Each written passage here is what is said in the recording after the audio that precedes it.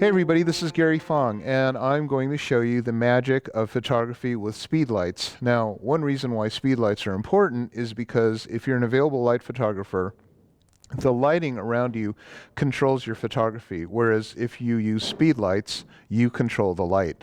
And one of the biggest tools about speedlights is that we can take the shutter sync now with high-speed sync all the way up to 4,000 or 8,000, or the limits of your camera.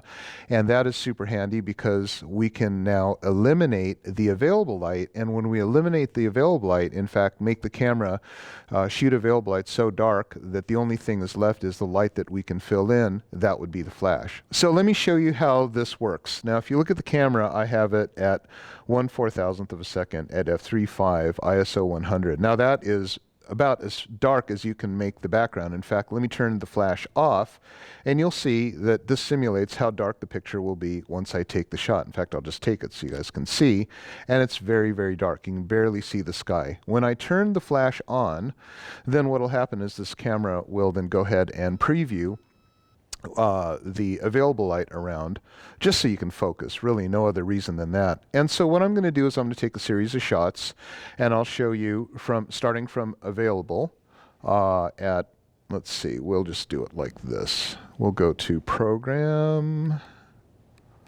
and okay, so we'll just do the first one, just a regular shot. Good, Katie.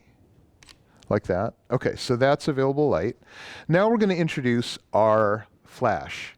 And what I'll do is I'll do this kind of, the most dramatic would be, of course, the darkest possible available light, which would then be this. And you can see I've basically turned the background very, very dark. So that's a mixture of available and background. And so you can see that I've made the background very dramatic. Let's just show a little bit more of that background. I'll just take the shutter speed down. Now what I'm doing is I'm controlling the flash simply through TTL. TTL is a way for the flash to meter itself separately, which means that I can shoot the camera in manual, completely different exposure than the flash, which is then on TTL. I can now mix the available with the flash, and okay, so now we're seeing the background, which is kind of cool. So that's one thing that we can do, is have the camera on TTL, or we could have it on manual. Right now I've got it on manual. Sometimes it's completely up to you. You can do TTL, which is fast.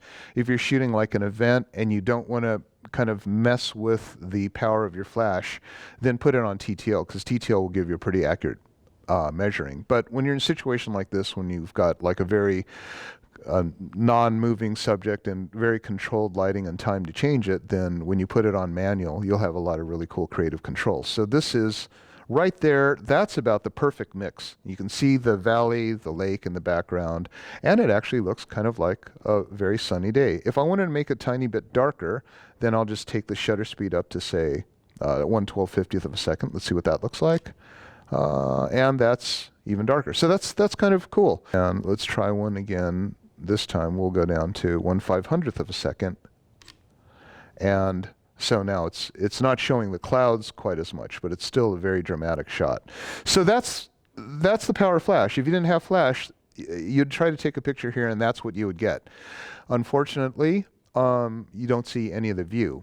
If you want to see the view, then you have to have light in the front. It only makes sense. It's a backlit lighting situation. So that's one of the many examples that we're going to do here. I simply have a single flash on a light stand and one of my snoot converters.